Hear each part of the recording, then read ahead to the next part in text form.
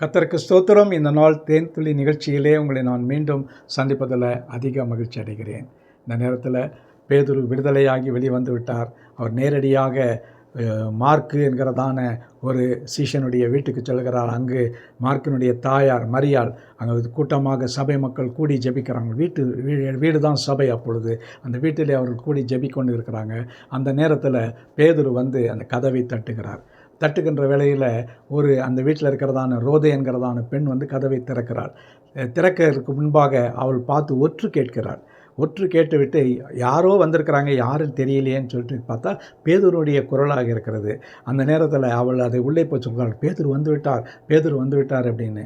அவர்களும் சொல்கிறார், நீ பிதற்றுகிறாய், நீ அவரை இந்நேரம் கொலை செய்திருப்பாங்க, அவர் சிறைச்சாலையில் இருக்கார்.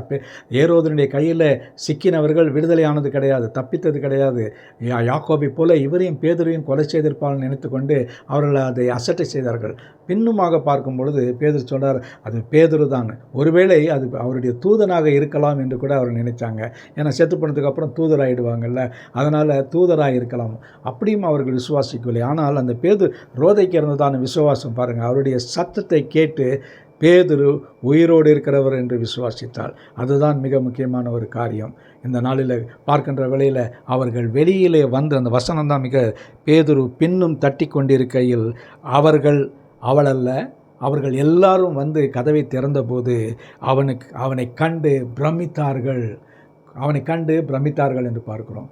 இது உயிர்த்தெழுந்த ஒருவரை பார்க்கிறதை பொழுது, ஆனால் அவர் இன்னும் மரிக்கவில்லை, ஜீவனோடு கூட அவர் உயிரை தப்புவித்து எப்படி தேவன் அவரை வெளியே இயேசு கொண்டு வந்தார் என்பதை அவர்கள் அறிந்த பொழுது பிரமித்தார்கள் என்று பார்க்கிறோம். இதுதான் மிக ஒரு ஆசீர்வாதமான ஒரு காரியம். என்னவென்று சொன்னால், ரோதை போல நாமும் விசுவாசம் உள்ளவர்களாக இருக்க வேண்டும். அந்த விசுவாசத்தின் மூலமாக அவர்தான் பேதுரு உயிரோடு இருக்கிறார் என்று அவள் ஊர்ஜிதமாக சொன்னார்.